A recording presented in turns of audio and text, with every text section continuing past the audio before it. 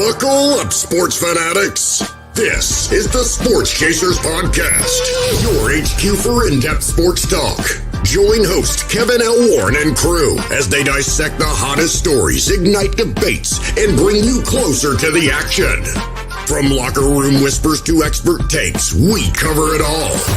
It's game time, so strap in and grab a drink. The Sports Chasers Podcast starts right now. Hey, what's going on, everybody? What's happening, everybody? It's another edition of the Sports Chasers Podcast. Coming to you live and direct. It's another Thursday night as we bring you the world of sports tonight, man. A lot of things to get into tonight, man. Hey, the hockey playoffs are going on. Got my New York Rangers on. D-Dub got his Rangers hat on. We got game 5 tonight. It's tied up at 2-2. Hey, last 3 games, overtime in the NHL, man. Shout out to Edmonton. That series is tied 2-2 between them and the Stars. We'll talk about that. No hockey due tonight, but I'm your hockey guy, I guess, tonight. I will be talking about hockey. I'll be leading the charge, man. But, hey, we'll talk about some other things. Let's meet the crew. We got D-Dubs, slinging on. What's up, bro? How are you feeling? What's good? What's good? Welcome me back. Yeah. I was doing out, man. Y'all feel better than a week ago. So, Yes, sir. We trucking along, man. It's good to see you guys. Good to be here. Yep. We got the DA with his Expos hat on. DA, what's up there, brother? How are you? Everything's good. No complaints. Okay.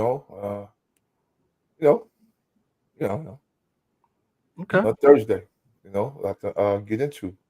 It's Thursday, baby. It's Thursday. Yeah, what we do on Thursdays, like I said, NHL talk, NBA talk. Dallas is looking to try to close out again tonight against Minnesota.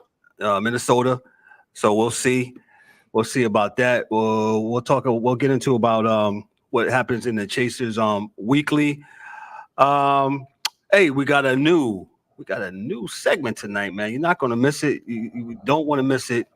I'm gonna call the acronym W.A.A.D for now, and I'll tell you what it means here in a little bit. W.A.A.D. That's W-A.A.D. Hopefully, I spelled it right. The W.A.A.D segment here. Let me just read a quick call to action, real quick. Attention, all sports chasers, community. We're on a mission to build the ultimate community of sports lovers who crave genuine, unfiltered discussions without the hot takes or narratives. First up, for our YouTube family, if you haven't already, make sure you like, click, and subscribe to the Sports Chasers Podcast channel. Your engagement not only supports us, but also spreads the word to other sports enthusiasts like yourself. And for our podcast listeners tuning in through Apple Podcasts, Spotify, or any other platform, your comments and those 5 stars review are definitely gold. They really help in boosting our visibility and ensuring we bring more of our content that you love. So take a moment to leave your feedback. We read every comment. Hint. We'll get to that in a second. And appreciate your support. Lastly, don't forget to connect with us on all social media platforms. Search for the Sports Chasers Podcast on your favorite platform and engage with us. We're excited to build this community with you, share exclusive content, and get your insight on everything in sports. Once again, thanks for being part of the Sports Chasers community. Let's keep chasing the games together. When we say we read all comments, we do. D-Dub's words is lovers or haters. And, we do. We appreciate it all. We appreciate it all. So let me get into the W.A.A.D segment. So I'll begin with that first. The W.A.A.D segment is, what is it, DA? We address all drama. So I wish we had a sponsor for this, but not yet. Soon come. So, hey, like I said, actually, one of my coworkers at work on Wednesday, he said, hey, man, you got some traction on video you guys did like last week. And I was like, really? He said, hey, you got some hateful comments. I said, okay. I said, all right, that's fine. We want, everybody's not going to like us. We're not going to be everybody's cup of tea, and that's fine. You said some hateful comments. Some hateful comments. We love it all. I don't think they were hateful. I don't think it's hateful. Dude was a little misinformed. That's all. Yeah. Oh yes, he was a little misinformed, man. So, hey, we'll just. I'm just gonna put it on the screen here. I'm gonna share it here on the screen, and I'll let D-Dub. This is the watch segment for those that have joined. Let me get into the comments here real quick. Shout out to Debbie. Shout out to my man. He's also in the comments.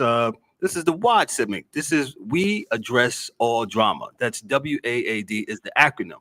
We definitely do. So, hey, hold on one second. Let me get my present screen here. We got the share screen. Share your screen and there you go. Right. So that's a little small, so you got to read it out to him now. Yeah, I'm gonna read it out to the people. So, hey, A-Rob was nice enough to know that we didn't spell her Caitlin Clark's name right. Hey, we appreciate that, bro. Yo, we strive to do better, man. Thank you, bro. I appreciate that, brother. Thank you so much for that. I mean, I got an English brother, sister, whoever you may be. Yeah, brother, sister. Yeah. Shout out to Pam Thompson. She said she's I guess referring to Caitlin Clark. She's an excellent passer. Maybe the teammates should learn how to catch pass. Shout out to Pam Thompson, 750. And Pam, to that real quick, I believe they will, but I don't think that we realized that 3 months ago they were playing in the NCAA tournament finals, and now they're playing for the pro team, and that goes for all rookies. So I'm just saying that to say that every team is still getting really used to playing with each other, and I think they'll catch more Caitlin's passes, and Caitlin will be able to do more things that works better within the team concepts that they have at present. So thank you for that comment, but I just wanted to add a little bit of what I would see as context, because I don't think that we really realized that we just got done with the female NCAA tournament. Yeah, right. Tournament. Mm-hmm. And like they didn't get like the guys who get a bunch of time off. So the guys that got finished playing in the NCAAs, they're in the draft, they're not going to play in the NBA team till next year. Correct. Well, actually October or something like October. that.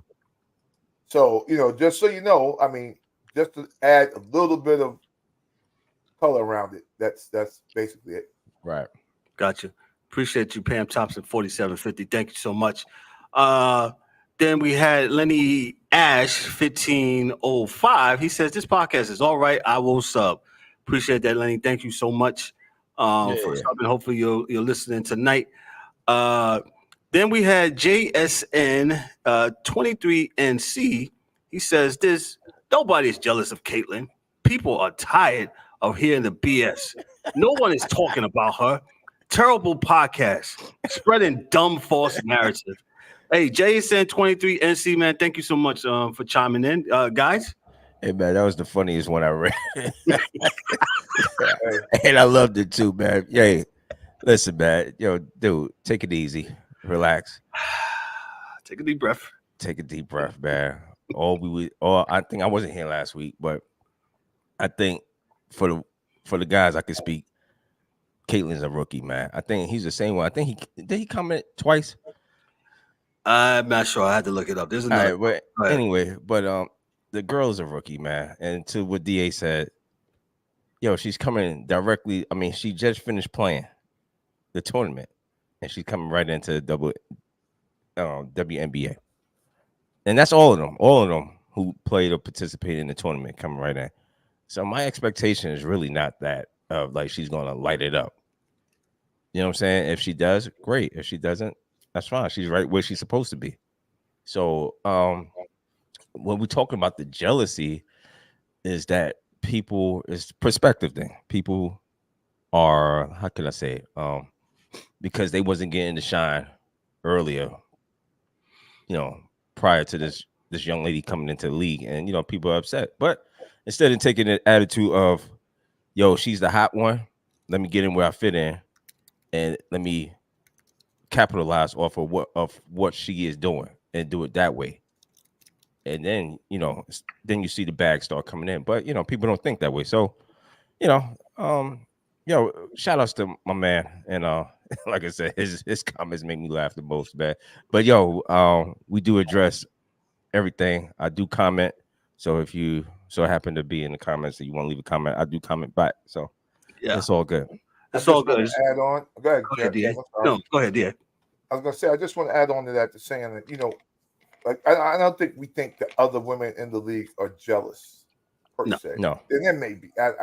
I can't speak for anyone in a blanket statement, but what I can Correct. say is that those ladies in the league are also learning about having a mega star in their league now, right? So they haven't had this happen to them before, right? The ones that are playing now, because they didn't play when Lisa Leslie came in, and they weren't in the league even probably when Candace Parker came in the league. So for them to have a mega star grabbing a lot of the attention is something they have to learn to deal with too, and have to learn how to say, listen, a strong boat, you know, whatever the term is, it raise all ships, or a strong tide raise all ships. So everybody's going to benefit from her doing what she's doing and being who she is at this present time. But again, Correct. a lot of the ladies in the leagues are just having to learn this, right? Because they've not had a LeBron James in their league, right? Or Kevin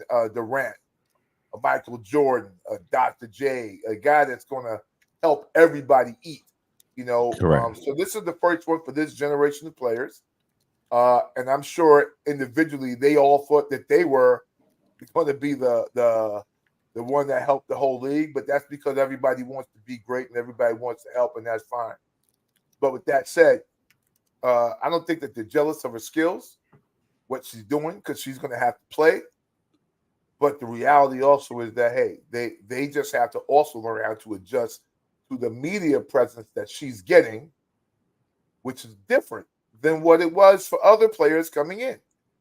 But, you know, again, that means anybody that plays against her is going to have all those eyes now on them and her, because they're looking for her.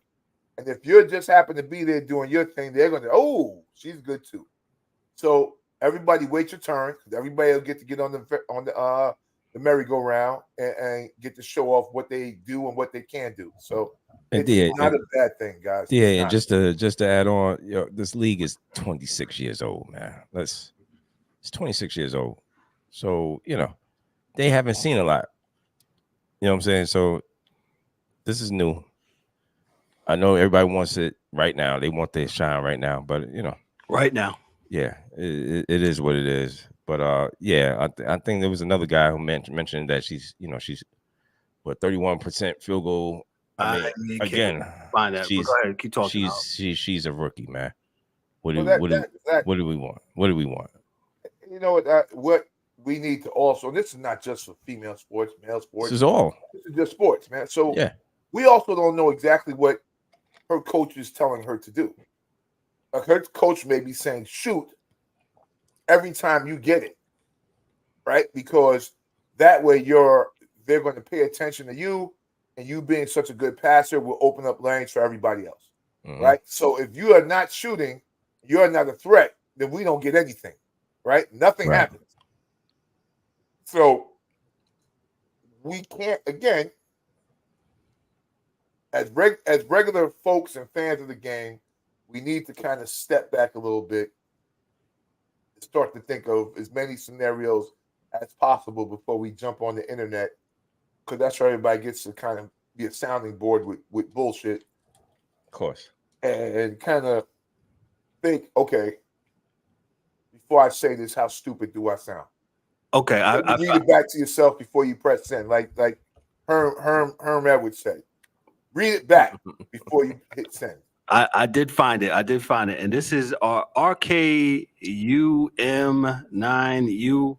He says this: yet another video defending a ball hog who shoots 31% from 3-point, just like she did in college, and needs a bogus fouls from the refs to score a point. Clark never won a national championship because no other good player wanted to play with a selfish player.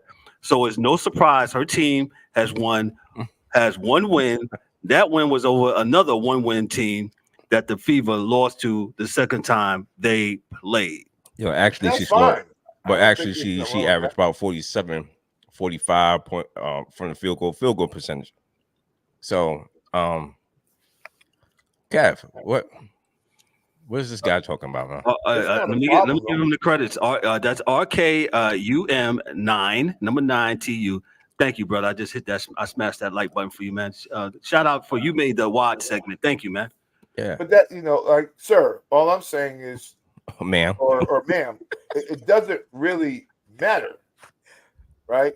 What her shooting percentage was and all the rest of that, because again, you don't know even in college if her didn't mission have was a bunch of talent on her team.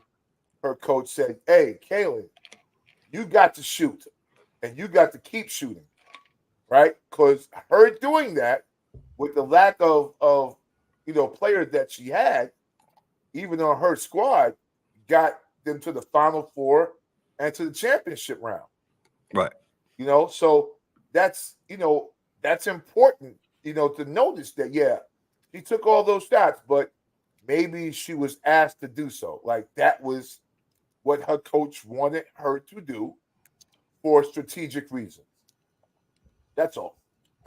Before, Yeah, and man. I learned this just as a father, and, me saying stuff about players back in the days when I was younger, before realizing that, hey, maybe that's what they've been asked to do. Hey, man, but we do appreciate you. I appreciate all of it. Yes, we love engagement. We've been saying this. Lovers or haters. Yeah. Drop your comments below, and we'll shout you out, man. Thank you. Yeah, We love the engagement. We appreciate it, man. Hey, this was the first, and this is DA's idea. We address all drama. He's been saying it for the longest, and we just pretty much put it together today. Say, hey, we got more people commenting. We'll highlight, those people positive and negative. Love it all, man. Yeah, you know what I'm saying? And I trash podcast. Yeah, that's fine. Yeah, I think there was another guy said, yeah, it's a trash podcast. I don't even know how y'all on the air because we're paying for it. That's right. It is ours. So get yourself one, and then you can talk all the shit you want to talk. But yeah, 100%, man. But we love it, man. We love it. We definitely love it, man. Let me move on to what has happened in our Chasers weekly recap here from May 23rd to today, May 30th.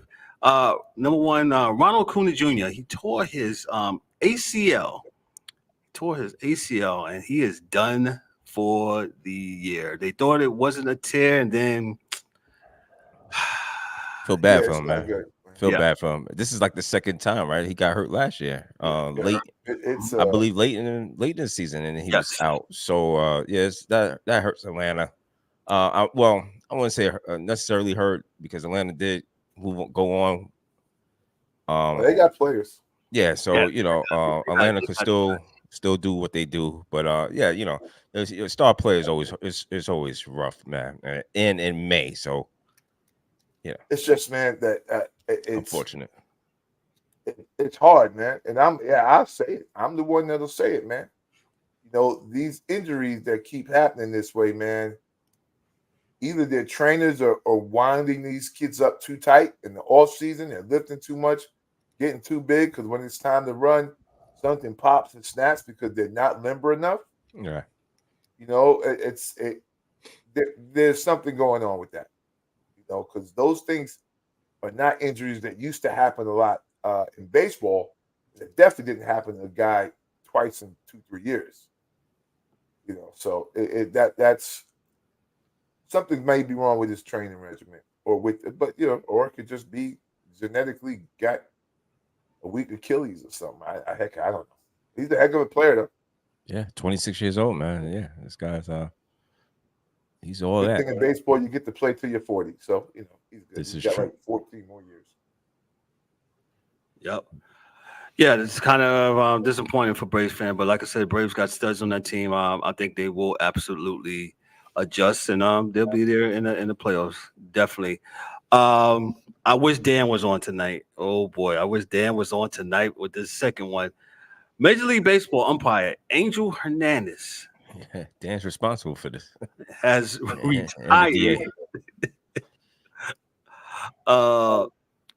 He has retired. Yeah. Good. Bye. Yo, I just want to say that Dan and the DA is responsible for this. DA campaigning for the strike box by computer AI, and they turned that down again this year. So DA, the floor is all yours, man. You responsible for this man who checked out, who decided to retire. So what you got to say for yourself, bro? I'm very happy he can move on to do other things like helping people with Braille and reading Braille. Any senile dog training. All those things I think he'd be great at. And at time he was probably a great umpire, but not in the last 5-6 years. And like I said, there's that app, man, that audit umpire app on IG that I follow. Yeah, I follow weird things on IG, and it's just too much damning evidence of the ball being thrown way outside the box and him calling strike 3. That's all. Yeah. It's just I mean, people, if you haven't seen it, I mean, this guy has there's a video of this guy of all his he got highlights. All his hits. Yeah. I can't show it us being flagged, but go to CBS. Don't do it, but you can see it. Shout out to CBS Sports. They have 10 of Angel Hernandez's worst calls. Let me read this from Katie Feldman of CBS Sports. She wrote this 2 days ago. She said Angel Hernandez, perhaps the most notorious umpire in MLB history, has retired. He confirmed late Monday night Hernandez last worked on May 9th and will not return to the field. Starting with my first major league game in 1991, I had a very good experience of living out my childhood dream of umpiring in the major leagues. Hernandez says, there's nothing better than working at a profession that you enjoy. I treasured the camaraderie of my colleagues and the friendships I have made along the way, including our locker room attendants in all the various cities. He said in a statement, I have decided that I want to spend more time with my families. Needless to say, there have been many positive changes in the game of baseball since I first entered the profession. This includes the expansion and promotion of minorities. I am proud I was able to be an active participant in this goal while being a major league umpire. Hernandez, 62, has joined the ire of players, coaches, and fans alike for decades since he was hired full-time in 1993. Faced with a near constant criticism of his calls, in 2017, he filed a racial discrimination lawsuit against MLB, alleging that he was rejected for promotion to crew chief and not chosen to work the World Series because he was Cuban. He umpired in both the 2002 and 2005 World Series. A judge ruled in MLB's favor in 2021, writing that Hernandez's handful of cherry-pick examples does not reliably establish any systematic effort on MLB's part to artificially deflate Hernandez's evaluations, much less an effort to do in order to cover up discrimination. And there's so much and so much and so much and so much. Hey, if you listen to what Jeff Passan said, Jeff Passan was on yesterday. I listened to him, and he's the baseball insider, and Jeff is he's very good. He basically said yesterday, it was like a quasi, you need to retire. We're tired of this. You go your way, I'll go my way, and we're good. And that's pretty much what happened. My thing is this, man. Come on, keeping it funky. Go ahead. You see, he said, the laundry room attendants I had fun with over the years, and the guys that did this in the locker room attendants. He didn't say nothing about the players. He ain't have not one good relationship with a player that he could speak to over his time being an umpire. Why? Because, man, he was throwing out some garbage out there from game to game. That was 30 years, right? 30 years. 30 years in relationship. And your relationship with players and none? He doesn't have a player that he can say, hey, man, me and Derek Jeter, I had the years of Derek and, Barry. This guy and Barry Bonds and no, not one. Not one. Not one. That's real. That's real. He don't have not one friend that played. He mentioned his lawsuit. 30 damn years. 30 years. 30 years. No Mentioned- Cal Ripken. What'd you say about the Nope. lawsuit? He mentioned his lawsuit. The lawsuit. What's Yeah, the Well, lawsuit? that had nothing to do with Which he said lost. because he wasn't good with the players. Oh, okay. He wasn't doing what he's supposed to do. That no, they said you're straight trash and we can't make your crew chief. Nope. That's all. Shout out to all those that's coming in from Facebook, Instagram, Twitch, YouTube. Thank you for chiming in. Appreciate y'all. Let me move on here. Hold on, Kev, but I was Go ahead. just before you move on, I was really shocked by MLB not attempting to take a look at that ball strike computerized stuff. You know what I'm saying? I thought they would actually go in that direction. Kind of shocked about that. Maybe they're going to retire his chest protector. With him, so no one can wear that chest protector anywhere in the MLB. No more umpires can wear that chest protector. That's the Angel Hernandez. AH. Can't wear that. Nobody else can wear that chest protector. Yeah. That's all I got for you, Kev. Let me move on here. What I say? Bill Walton, NBA NCAA champion. He passed away this past weekend at 71. Bill Walton, good dude. I remember him playing in his late Celtic years, but I remember him mostly playing, not playing. He was NBA analyst when NBA NBC analyst when NBC had the NBA in the 90s and the early 2000s. So rest in peace, Bill Walton. I'll give it to D-Dubs. Go ahead. Your thoughts? Yeah, I think I caught Bill on his last legs when he was in the NBA as far as playing wise. And then I did, we caught him. Of course, he had a remarkable broadcast career. Yes, sir.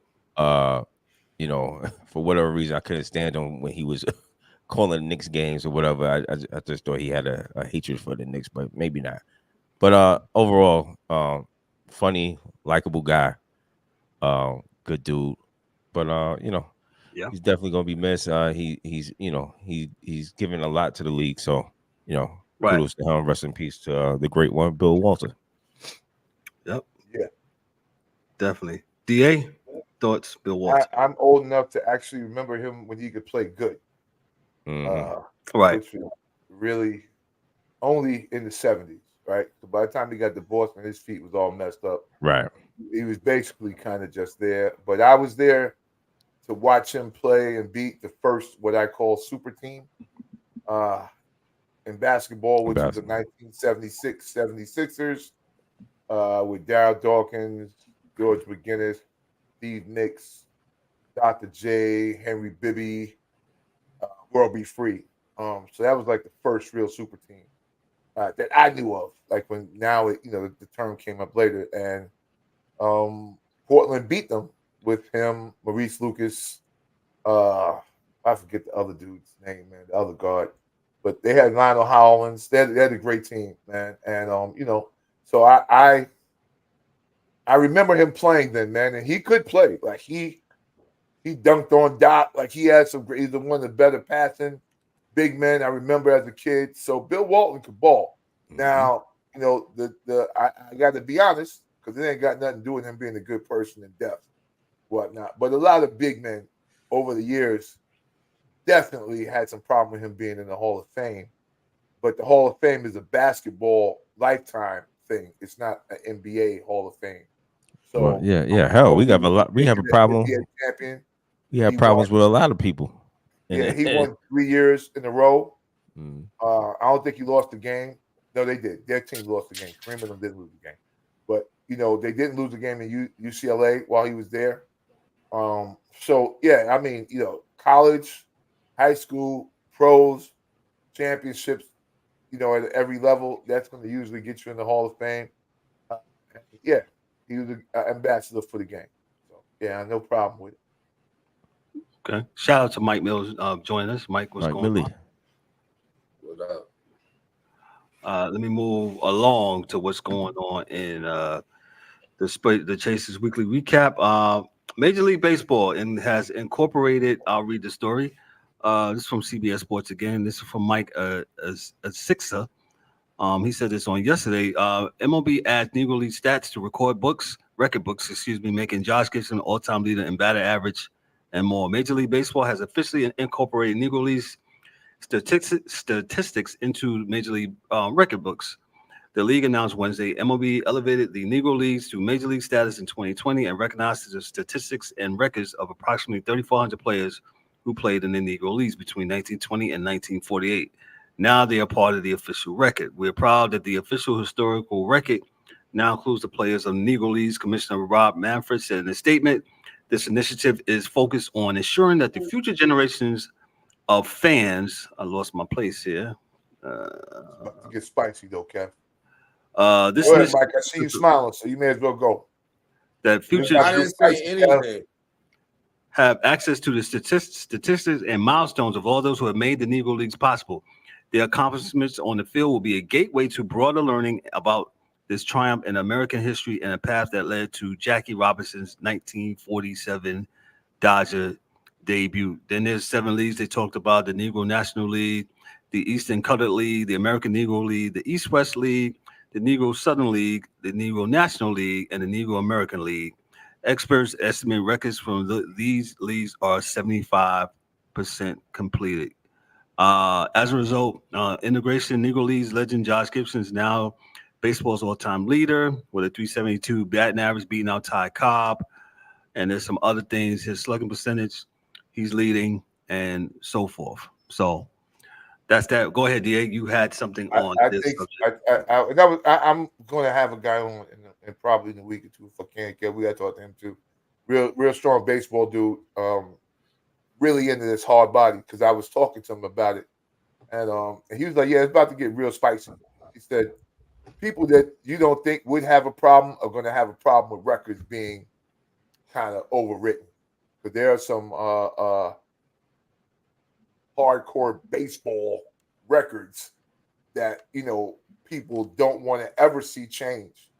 But I mean, I think it's only right that it happens because me, I'm that World Baseball Championship dude, right? So if you want to say you're the best in an era or in a time period, then you have to play against everybody, or at minimum, include everybody's records into the books from that time, so you can put all the numbers up against each other. So this is going to change a lot of those old school Babe Ruth, Ty Cobb, shoeless Joe Jackson era things. They're going to change. They're going to change because if you add the Negro Leagues with at the time, Cubans were only at least the Blanquitos could get away with it in the major leagues, but anything darker, the Cubans, Puerto Ricans, and Dominicans, even back then, had to play in the Negro Leagues. So there's going to be a bunch of records that fall based on this. At least old school records. Not, of course, the old school records are going to change, man, for real. And Josh Gibson was a monster. If you look at his numbers, he was, If you look at his numbers, like you say, it's definitely like, wow, what the hell? A monster. Sure. Go ahead, Mike Miller. You had something. Go ahead. I don't necessarily care for it. I feel like, why now? All of a sudden, you had all this time. You even had a time period when these people were still alive that you could have kind of compared the numbers. Because it's not like baseball's new or baseball's been anywhere. Baseball's been baseball. And then also it feels like, here's my inner conspiracy theorist. I feel like they're trying to overshadow Barry Bonds any way possible. But that's neither here nor there. I just want to know why now. That's my biggest question. Why now? Oh. I did hear a guy, I think he was on Dan Patrick the other day. One of those days I was listening, and he basically said he said from a what's that logistical standpoint, he said they've been trying to compile these records and stuff like that because some of the records in some of these leagues, they didn't keep actual box scores or whatever. So he said logistically. I understand what you're saying, Mike. That's a very good point that you bring up. Why now? Why now? And deservedly so. Why now? Baseball has been around for 100 plus years. We got franchises. Yeah, we got franchises that's been in the league for 100 years. So I get it. D-Dub, your thoughts? Major League Baseball and the Negro Leagues hooking up. I mean, I could understand it's going to be some right blowback, but then I could listen, man.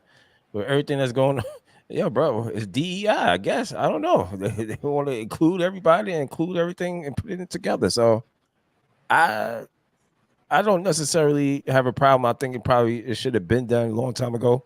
Yeah, but I understand that I mean, they had to go through tons of newspaper archives, microfilm, all of that just to get and compile this stuff up. So I mean, we're talking from the Negro Leagues from 1920 to 1948. Yeah. You know what I'm saying? It's a lot of stuff to get in there. So I don't know. I like I said, I don't necessarily have a problem with it. I know I can see where other people, where people are coming from, and the skepticism of it. So, hey, right, definitely. I don't know if Ryan can hear us, but Ryan's on. I can hear you. Can you hear me? Yes, I can hear you. Ryan, your thoughts on this? My thoughts on it. I want to say better late than never, but it's too late. You know what I mean? I mean, especially coming from a sport that's the most hypocritical sport of them all. They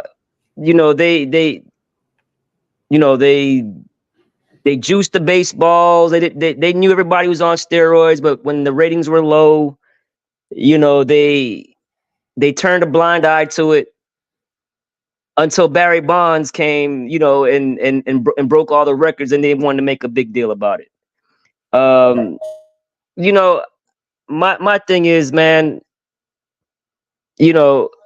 again, better late than never, but like you guys said, it would have been nice to see them get their just due when they were alive. And I understand the logistics of it all, getting the numbers and everything together.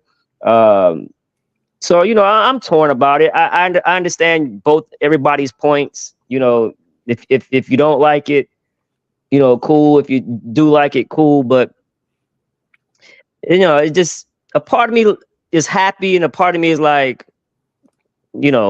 shit, did this a long time ago. Yeah, yeah, like, okay, now, yeah. You know what I mean? Like, I mean, hey, Ryan, I get it, man. Like I said, you made it. You said it best. Better late than never. But it seems like it's too late. But at the same time, with that being said, hopefully this draws the younger youth to this game. This game pays a lot of money, and maybe it might. I know this is another thing for baseball. They didn't just do it for just because they doing it. I think they're doing a business model also. This is all come back down. What the almighty dollar at the end of the day. That's a good point, D. I do think though that with that, sorry, Kev, go ahead. No, go ahead. I was gonna say that I think you guys are right about why now. I also don't think that even the numbers from the regular baseball from 1920 to 1940 was probably, those numbers were probably correct. Right. You know what I'm saying? Like, I'm pretty sure they geeked some of Babe Ruth's number because he was the almighty Babe Ruth. But with that being said, it would have been good to see this happen when Satchel Paige was alive or Buck Buchanan was still living, who just passed not too long ago. Dudes like that, that was actually there making it pop. So, and, because the MLB had done, I guess, what's the word I want to use, man? They brought out Negro League players when it felt their purposes. This game, that game, there's a march going on or something happened bad in the country, then they're gonna march out the Negro League dudes at games and so forth and so on. Like, they was embracing them, and they really wasn't really embracing them the whole time because you could have been done that. Political That's pawns. yes. Yeah. So they understand. So I guess what Mike is right is that you gotta make sure you're not looking up at this while they putting that banana in your tailpipe. No Diddy. Like that Beverly Hills Cop. So, no Buster. You gotta be. Nope. I'm sorry. Allegedly. Allegedly. Nope. Allegedly. So they put your attention on this while something else is happening. You know what I mean? So because again, there are parts of every sport that kind of go NBA-ish to me, where you kind of do something like that, used car salesman. We gotta do something, right? Right. Like, why do you do it now? So when the NBA does something, or when the NHL or the NFL does something, you're like, wow, you have, and there's usually a reason why. So I do agree with you, Michael, sir. Yeah, you've been all right. So I mean, what you said, Dallas in 6. Yeah, he did say that. Right? Yeah, Mavs in 6. Yeah. Mavs in 6. Bad man, bro. You bad man. I'm pretty sure we'll talk more about this segment with the MLB. MLB. Yeah, when I get into it a little bit. Let me finish up here. Our Chase's weekly recap. New York Mets pitcher Michael. Maybe Michael can help me out with this one. New York Mets pitcher Jorge Lopez gets ejected from game. He tosses his glove into the Citi Field stands, and allegedly says after the game, there's been some controversy about what he said through an interpreter. Mom, hold your ears. We are fucking the worst team in baseball, he says after the game. He was designated for assignment. Michael, what is going on with the Mets? You heard him. We the worst fucking team in baseball. Like, but he did give away a $400 glove. Hell yeah. There you go. Word. So there's some kid nice out there that just got a souvenir glove, and play with that. I mean, he gonna be looking for a new job, but I mean, we bad. I mean, but this is what they wanted, right? Remember, they switched direction mid-season, so this is what you get. You switch direction mid-season, now you get shit. Hey man, don't ask a question if you don't want the answer. That's what I say. If you don't want the answer to a question that you directly asked the man, then I don't know what else to, I don't know what else to say. But the Mets are pretty bad. Pete Alonso go. We're gonna do a free Pete Alonso shirts. Nah, Pete gotta stay. Pete part of the future. Pete, you're not going nowhere. You got to get those Pete Alonso shirts. Matter of fact, Pete. Y'all can have a free Lindor shirt. They need a free Lindor shirt. Let him go. Yeah, he's been ski masking his way and Flushing. Yeah, I forgave him the first year. Adjusting to the NL pitching. Yeah, you said ballpark. You give him some love. You let him slide. But Mr. Lindor got somebody's mother and their kids tied up in the basement. Boy, they was talking about Bryce Harper, boy. Nah, this is the bank robber right here. Yo, he's Kyler Murray in his way, boy. Lindor's in them streets. Lindor's out here Kirk Cousining it up, boy. Yeah, with the rent. No, nah, man. He's from Dykeman to Queens, baby. Let me move on. I'm bottles and eating empanadas. Yeah, I'm at Jimmy's. Far from handsome, but damn, I get the toast. Yeah. Shout out to Jimmy's in the Bronx. I'll say these NBA things for Ryan when we do the NBA. I'll talk about Bronny James and Kyrie Irving. Johnny. Jay Waddle, he gets a new deal for the Dolphins. Shout out to the Dolphins. Well, he top 5, right? Top 5 paid. Yeah. Waddle? What? Wow. He wasn't a top 5 receiver, Michael. He was not. No, not top 5. You have to pay him. I mean, they just paid him like one. We got to pay him like that. Because if he goes, then you got nothing. Yes. Hey, when he's healthy, he he's pretty awesome when he's healthy. But He's that's the not thing. He's never bad. healthy. But how many receivers are better than him that also want out? I'd have played my hand. Well, T. Higgins, you got T. Higgins. Yep. Exactly. Justin Jefferson won a contract. They playing. It's a lot of options out there. I'm not paying nobody. I ain't got to pay until I. Justin, I think, will go to Cincinnati, and they'll get rid of T. Higgins, and he'll go back to Minnesota. Well, Justin to play with his own. Go ahead, Ryan. Well, yeah, I more think it's the style of play that the Dolphins want to play, especially with Tua. They need people who can come off the ball quick. Tua has to get the ball out of his hands quick, and there's no two faster guys in the league that can do that than Tyreek Hill and Waddle. So, would another team pay him like that? Probably not. But with the way they run their offense, yeah, he fits. And Miami again, had to do it. Yeah. Right. And again, I always say these teams are printing money. I don't care what they pay these players. These players can get cut at any time. So I don't care. Good for him. Mm-hmm. Yeah. It's monopoly. But the contract number is never what it is. So exactly. No, it's definitely not. So, yep, and that's our Chasers weekly recap. Like I said, we'll talk about Bronny James and Kyrie Irving in the NBA segment. I'll ask Ryan when we get to that. Let me go to the Major League Power Rankings. Power Rankings, according to CBS, we got the Philadelphia Phillies. They're number one. They're 39-18.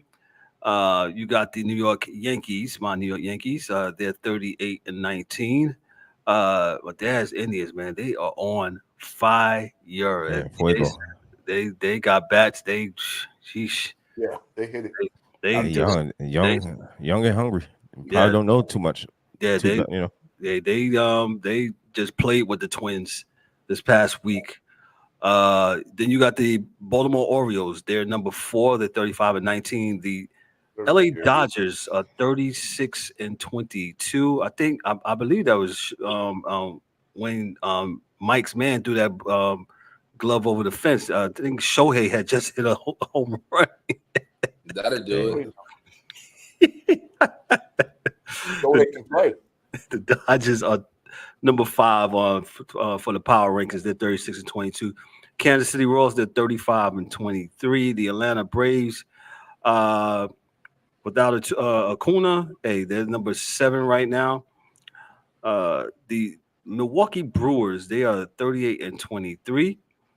The number 9 is the Minnesota Twins at 31-25. The Seattle Mariners are 31-27. The San Diego Padres are 30-29. New York Giants. The San Francisco Giants are 29-28. The Boston Red Sox are 28-28.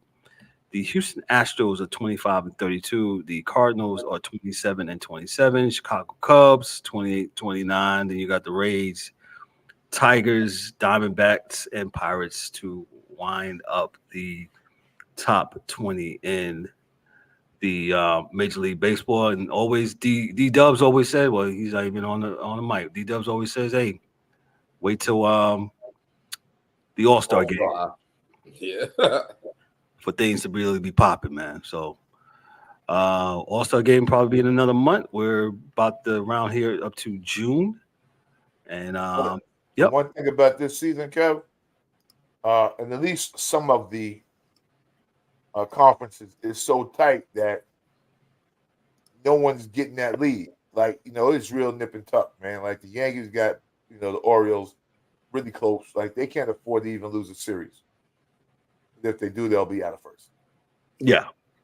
So, those, it's tight in a lot of conferences. A lot of places it's pretty tight. So, well, not in the West, anywhere in the West, but in the East. Gotcha, man. Shout out to all those that's watching on all the social media platforms and on YouTube. Thank you, man. Make sure you hit that like button. Make sure you share it with somebody that is down with sports, that loves sports like us. Hey, let me get to hockey. Let me go down to hockey. It's the Rangers. I've got it on my screen here. It's the series is tied 2-2. The game 5 has went back to Madison Square Garden with 14:47 left in the first period.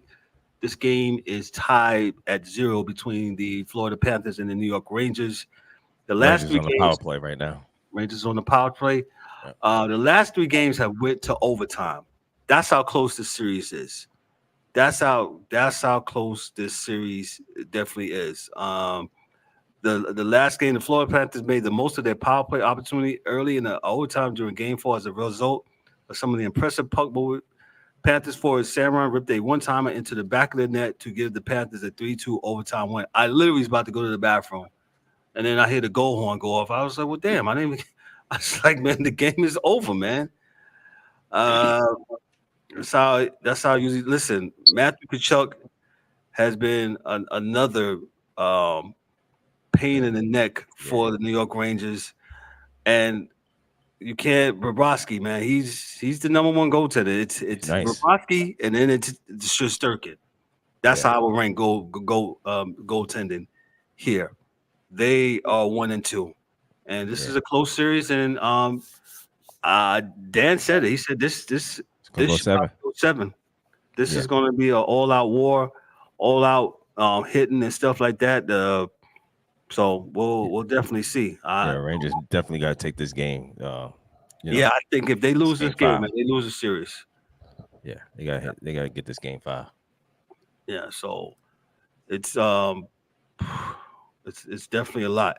And the Stars and the Oilers, that series is tied up at 2. The series is tied up at 2. I was watching that game a little bit on yesterday, and the Stars was up. It was 2-0, and they started off fast, but and then it I settled. woke up. The Oilers definitely woke up. Let me just read this real quick because the Oilers kept their foot on the pedal in the second period, which was something they failed to do in Game 3. Their dominant penalty kill, which was now thwarted, 23 straight power plays, provided some offenses from Matthias Janmark found the back of the net on a shorthanded tally. Just 51 seconds later, Dallas made a mistake of coughing up the puck in the neutral zone. Edmonton got it going and transition from Zach Hyman connected with Leon Draisaitl on a 2-on-1. If you see that, it's like one of the most prettiest 2-on-1 plays that you will ever see in hockey. And the latter finished the play for his 10th postseason goal. The Oilers locked down the Stars for the rest of the night, and Matthias Ekholm added an empty netter goal for good measure. When another 2 assists come from Connor McDavid. Connor McDavid is a bad dude, man, on that ice, man. He's now up 23 and 16 games as his elite playmaking ability shines through on a nightly basis.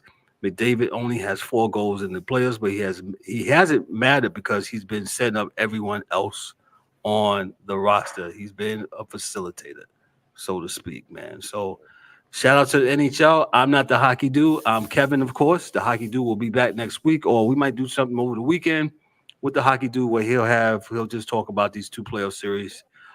Stay tuned. Make sure, that's why you got to get the notifications for our podcast, whether it's on the podcasting side or on the YouTube side, man. Make sure you hit that, smash that like button. But NHL finals start June 8th. So June 8th. So there you go. Whichever of these 4 teams will be in 2 of them will be involved. So gotcha. We'll see. Got you, man. Shout out to Dan in his absence. Shout out to the angry one, James Eric, in his absence. Guys can be on tonight. Duty calls. Dang, the Rangers just almost scored. So shout out to those guys. NBA, we're going to talk NBA. We got Ryan on. Ryan is on. He'll be on audio only, but Ryan always brings the energy. And shout out to Ryan. Hold on, let me get some applause for my main man, Ryan. What up? Ryan, man, I asked Ryan, man. I said, Ryan, let me give him some applause first of all, man.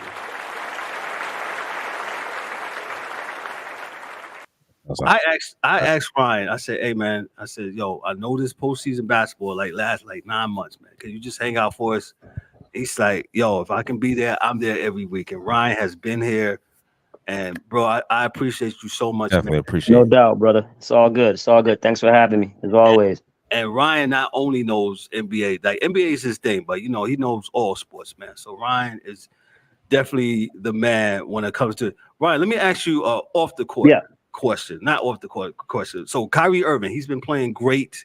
He's been playing well. He's been locking down the defense. Bought in, yep. He's bought in. It's another. What do you think about his redemption, his vindication for those that a couple years ago, they was like, "Yo, he's done. He ain't interested. He ain't locked in." I'm He needs to talking. retire. He needs to retire. Yeah. And I'm talking about Shaq and Stephen A. and all them dudes. Right. Who put their mouth on him, so to speak. Pause. Excuse me. I should have said that. Yeah, shit crazy. You wild boy. First, when it comes to Kyrie, I think the main thing is, it's just you can tell he's matured. It's a maturation. Sometimes Definitely. it takes certain things in your life to happen. I know I believe he's married. He has kids. So sometimes when I'm not saying he hit rock bottom, but there were rumblings that nobody wants him. You know what I'm saying? He's a locker room cancer. He can't play with anybody. And things of that nature. So it's a maturity level, and you can see it in his game. It's a maturity level. Also, too, I think he's at the stage of his career where he wants to defer to Luka. You know what I mean? Whereas in early with LeBron, not saying that he didn't defer to LeBron, Right. but he was a number one pick. He did his thing. He hit the big shot. I think that really kind of like got to Kyrie when it came to LeBron, because he hit that big three in the finals. Was it 2016? I believe 2016. He hit the biggest shot, and everybody talks about the chase down block as a defining moment. Wow. So he probably feels a certain way. Not saying that was it, but I'm just playing devil's advocate when it comes to that. But like I said, it's just the mature. You can tell his game. We all know he's probably one of the most skillful players to ever lace him up. I mean, his skill level is ridiculous. I mean, game winners with the left hand, mid range. I mean, it's just ridiculous. The skill he had. But you can tell his game has matured. Him buying in. Maybe it took, a Hall of Fame coach, who won a championship to get through to him and Jason Kidd. It could be that as well. So I'm gonna give the coach some credit. And I also believe like I said, he's at the stage of his career where he can defer to Luka. This is Luka's team. You know what I mean? Like when he was in Boston, Jason Tatum and Brown were, they were pups. So, did he do some things wrong in Boston? Yeah. But that was that comes from maturity, man. Like I said, man, if one thing is not gonna mature you, is having a wife and kids.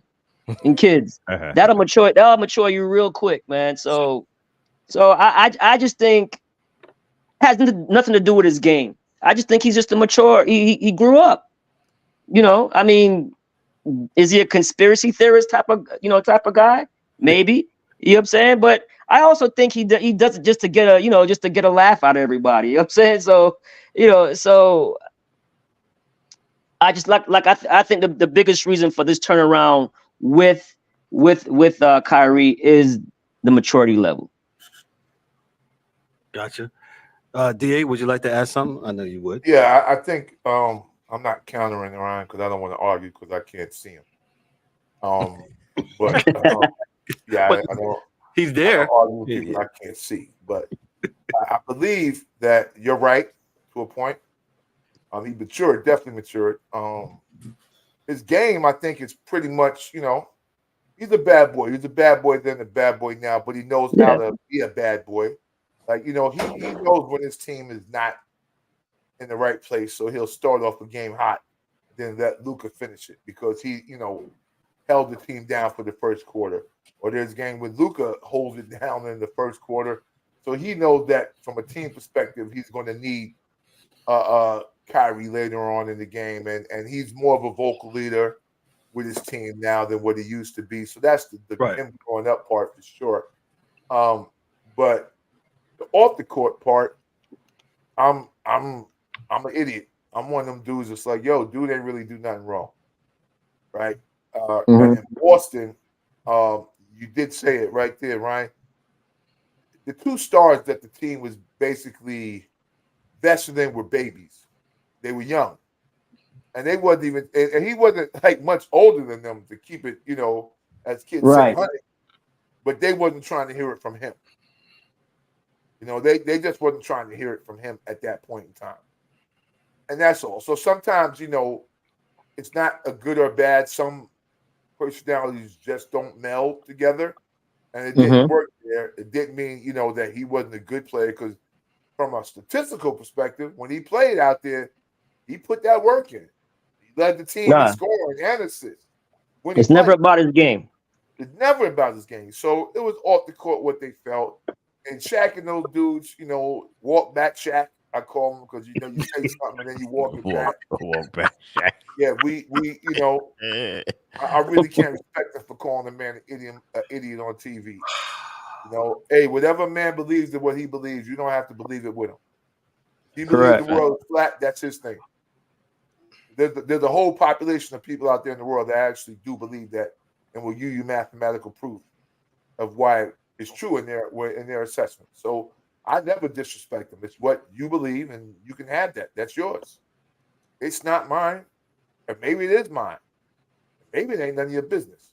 So, however it is, I don't know if it's a redemption.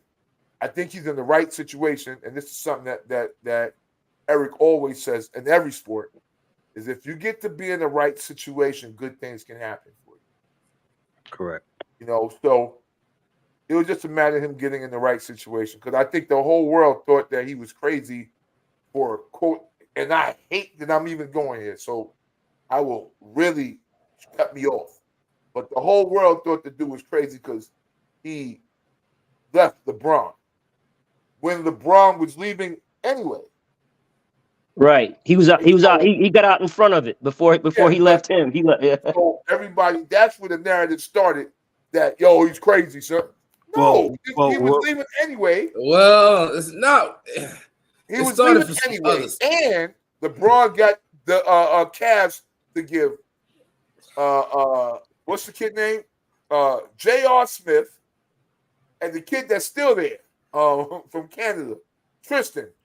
Stupid contracts where you could not sign anyone else. Both of them, he got both of those dudes big contracts and bounced. To DA's point, if you remember, LeBron said, "Hey, I'm gonna give Youngin the keys." Dude, I don't want your keys. Yeah, and we always joked amongst ourselves. You know what them damn keys? I got my own father. You're not my daddy. I don't need no keys from you. I mean, and that's where I feel like that's where the beef with them started. The media calling him, his dad. You can mentor somebody without being a father. Like 100%. Why would they pushed that? Kyrie was already sensitive. He from Jersey. He already sensitive. He left. Shout out to my Jersey people. I feel like Kyrie's biggest issue when he was younger was two things. On the court, it was not swinging that rock. And off the court, it was not knowing when to shut the hell up. You could think all that shit you want to think. You could do whatever you want to do in your personal life. But when they ask you, just shut up. Just avoid the question. I really feel like he has smartest man in the room syndrome. Like, yeah, I'm smarter than these motherfuckers. Let me show them. And then you say some shit, and that was it's on ESPN. Kyrie thinks the world is flat. Now, Kyrie might actually think the world is flat, and more power to him. Or he might not, like DA said, who's trying to get a laugh. And now the world is going crazy, and his laugh done turned into something else that it could have been if he would have just shut up for a little bit. Clearly didn't listen to the public relation people. I'm just saying there's ways to answer the question without answering the question. So I'm a Mavs fan. I'm enjoying him swinging the rock and leading because he's doing all the things people didn't think he could do. He took a point guard role that last series. And in this series where they need him to turn it up, he's turning it back up. So, more power to Kyrie. And, yeah, shout out to him learning how to shut up, too. Gotcha. More to talk about. I believe that game is tonight. Correct. Dallas and Dallas is up 16-10 right now in the first quarter. Let's go, Mavs. And I said 6, but maybe 5. Okay. Let me move to this. I don't even know if we're what time we got here. We got a little bit of time. Ryan, your thoughts. Let me just read this. No, I won't read it. I'll just go for it. Ryan, your thoughts on this whole Bronny James, where he's going to be drafted, if he's going to be drafted, why would he be drafted? Well, I think me and you talked about this at poker the other night about nepotism and all that stuff. Your thoughts about Bronny James and him being drafted? Well, I mean, it's obvious from his stats, from his gameplay, from his unfortunate incident, with the heart situation. Right. He really should not be, an NBA type of player. Like, I don't even think he should have made the McDonald's All-Star, All-Star team, high school All-Star team. You know what I'm saying? Like, I think I said that before. Look, yes, I don't care what he does in the pros. It's grown men, but to take a spot from a kid who was in high school, I don't like that. Now, he had a good combine. He had a good workout. But we all know that doesn't mean anything. Having a combine and a good, workout for the clubs, unless it's 5-on-5, and we saw it in the game. His shot is very slow. He's a tweener, where I mean, he's a tweener where, like, I think in college they listed him as 6'3.5", almost 6'4". Got to the pros, he's like 6'1". 6'1". So that makes, he's not crazy athletic. He has a good, a decent wingspan, to get deflections, and they think he's going to be a defensive player, but he's too small to be a 2 guard, and he can't run a team where he's a point guard. That's just not his game. So is he going to come in and be a defensive stopper? Maybe. Is he going to, does he have an IQ for the game? Obviously. I think that's probably his biggest strength is his IQ for the game. I mean, you're growing up under your dad, Correct. I mean, say what you want about LeBron. LeBron has a high IQ for the game. Yeah. So, but I don't like all the fanfare he's getting. When I mean fanfare, all the publicity he's getting. Everything is about Bronny James. Like, why are we making such a big deal about a second round pick? If that. If that. And we all know why. It's because of LeBron. Yeah, 100%. It's because of LeBron. So, and do I have a problem with it when it comes to the pro game? I do not, because the proof is going to be in the pudding at some point. He's going to have to go into these games, and then they're going to go at him. Everybody's going to go at him. It's just like Caitlin Clark. She's, you know what I'm saying? Everybody's going to go at her. You can call it hate. You can call it whatever you want. Everybody's going to go at her. Jealousy. Just like the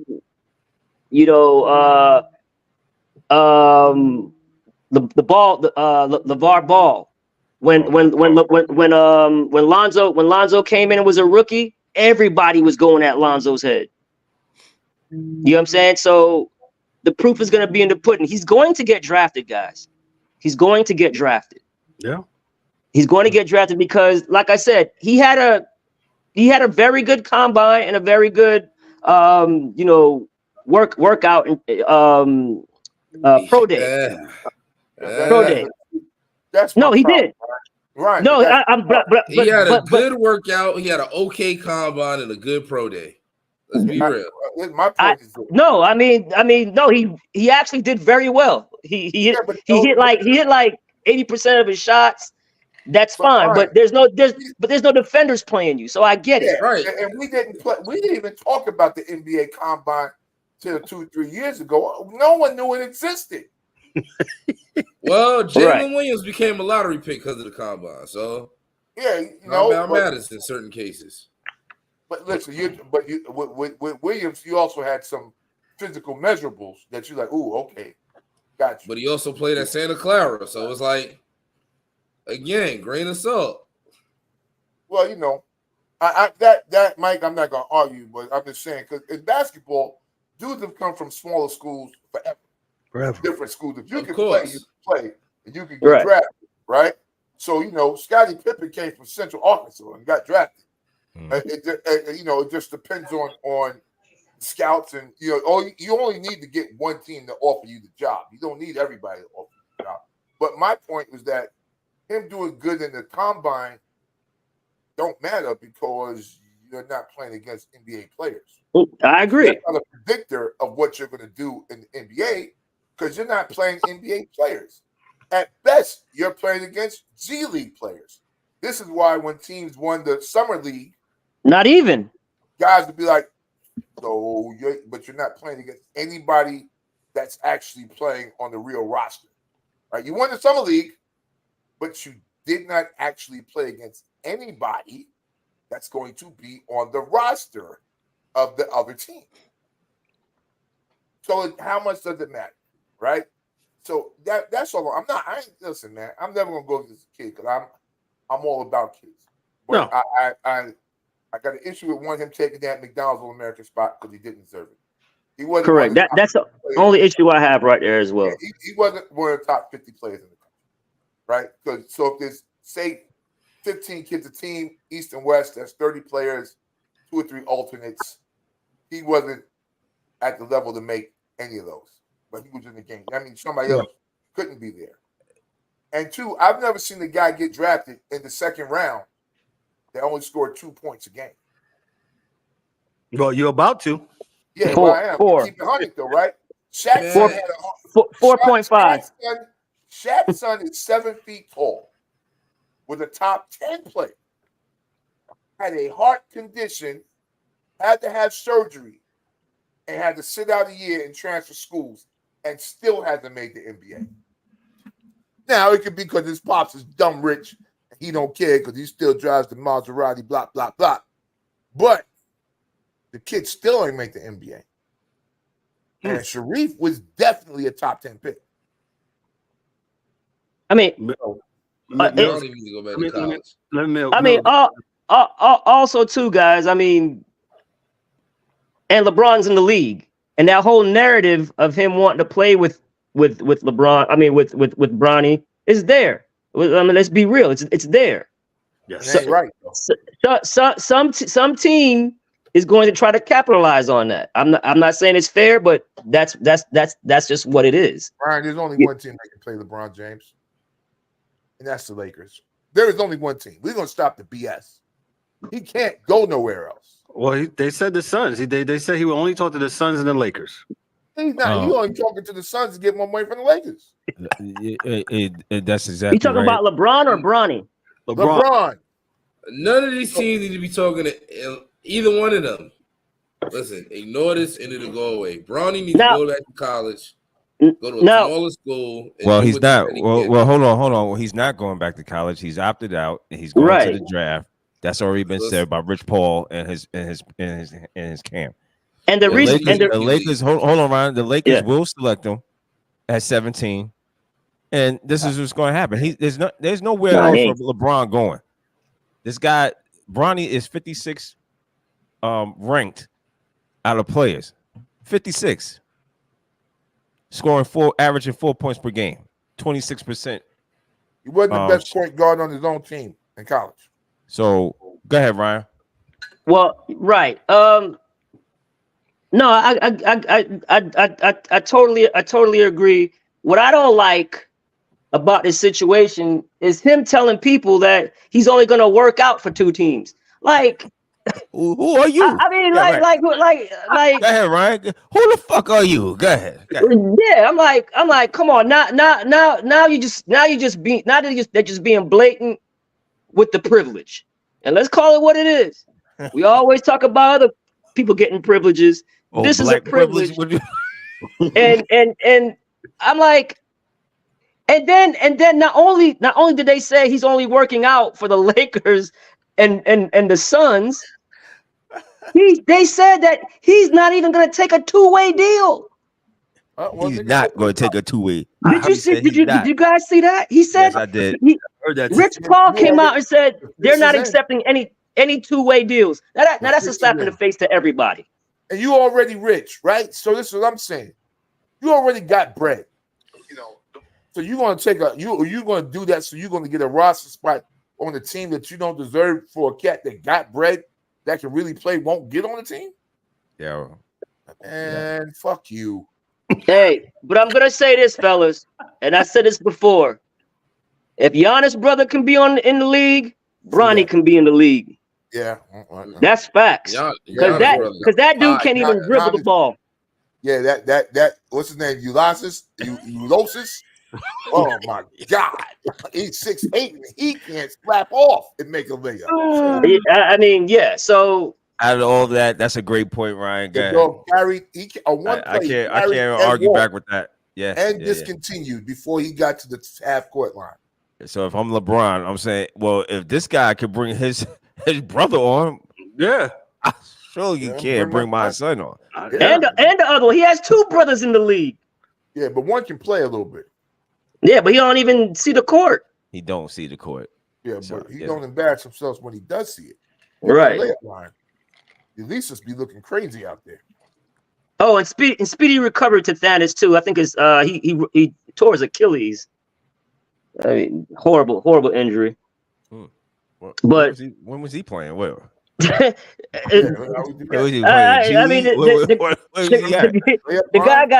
guy got no minutes in the regular season. Was playing, I guess, playing or doing workouts, and he ruptured his Achilles. Go figure. Layup line, boy. Layup line's the motherfucker. They go hard in them layup lines. You don't really play. Yeah. So, gangster. I mean, it is what it is. But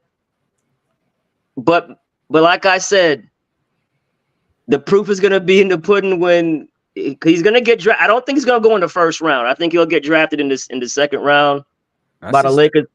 I'm seeing first round. I'm seeing first round late, and then in the second round, yeah. But I mean, he's going to get in there somewhere. He's the one that said 2 years ago, my son better than these dudes playing right here on TV now. And see, and DA, all I didn't. That was just a horrible move by LeBron, because one, he's always talking about, hey, let the kid be a kid, but yet you're saying things like that, putting the pressure on him. Like, why even say that? You know what I'm saying? Undue pressure. Go ahead. Just like, I mean, come on, man. Like, you talking about you watching the NBA League Pass and Bronny's better than some of these people you seeing? Stop it. Stop it, man. You disrespecting your own game. Yeah, it's that. And so you can't have it both ways. You can't come out and say that, but then you want to say stop picking on him and let him be a kid. Like, dude, if he get drafted in June, it won't be stop picking on him. It's going to be an all-out assault on Bronny James, and it's not his fault. But it is. Just like I said, just like how it was with Lonzo. Everybody, I remember Lonzo's first game. I think it was against Patrick Beverly, man, and it was like it was game 7. They pick him up for full court. Yeah. No. So it's the little fella gonna get it. Yeah. It's gonna be a rude awakening. So I mean, and let's, hold on, Ryan. I don't think he's gonna play much. Hold on, Ryan. Before and what does it say for the Lakers? The Lakers go ahead. You got a team, an in-between team. No, in between. Yeah, it's in between because you don't know what you're at. You don't have a coach. Yeah, they do. Oh, they do. Oh, well, yeah, him. Yes, LeBron. Okay, so you have a coach, and what are you going to do replacing players and trying to get better. I don't see where you're getting better at. Let me ask you a question, though, Ryan. Here go the real question. And Michael, how fucking phony does it look that you get a podcast with a dude and then you make him the head coach? Like, god damn, are we, as Cat Williams would say, we can see you. You're watching this. Like, the whole world can see, yo, you guys have the podcast together, and now he's going to be the coach. And LeBron, you're not really coaching? All right, go ahead.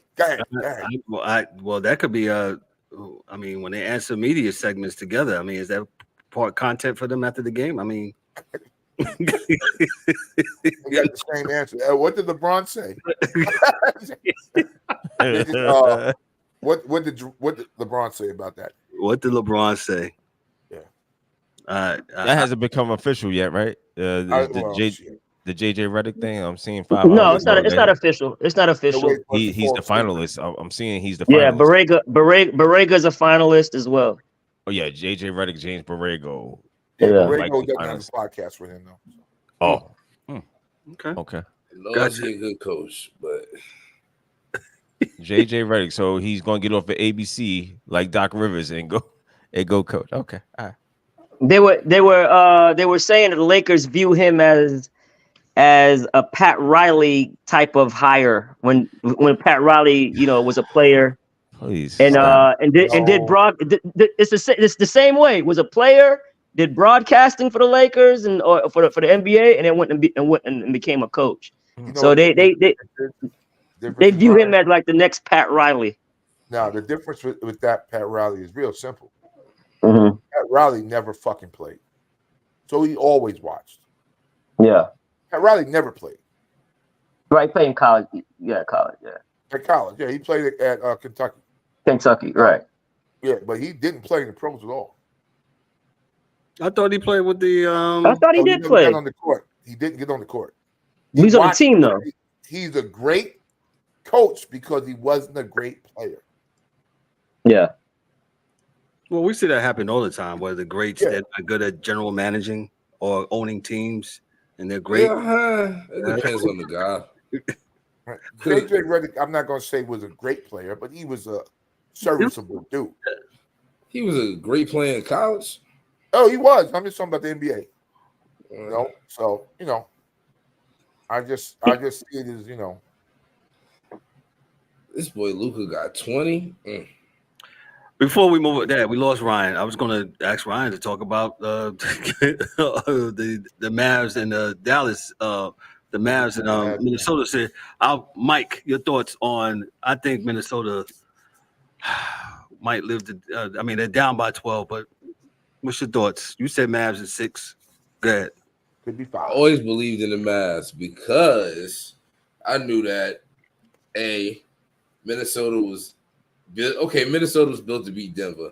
I didn't think they was going to beat Denver. I thought that would have went 7, which it did, but I thought Jokic was going to pull that out. I think Timberwolves tied themselves out going into this, and then Luka and them jumped on it early because I didn't think this was going to go 3-1. I thought maybe they would have split the first 2, and then Dallas probably went at home, and then we get a game 6. But Luka and them is taking advantage. Even when they down, they battle back in the second half. They keep it close, and they finish the games with the shots they want to take. And then Cat not showing up till game. Wow, that was the one you put on the screen. Yeah, Cat not showing up till game 4. That definitely expedited the process. He's out there looking like Julius Randle, but let's see there. So, shout out to Mavs. Shout out Kyrie. And this is like Mavs and 5. Yeah, it's looking like that right now. 31-18 in the first quarter here. After y'all told me they wasn't going to beat the Thunder. I did not believe in Dallas. I did not believe Dallas. I didn't say anything.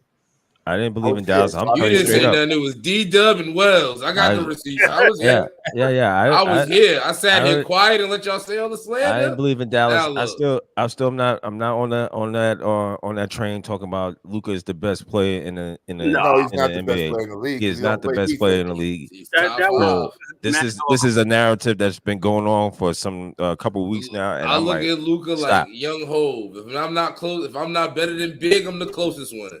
He right there. It's only 2 or 3 people better than him.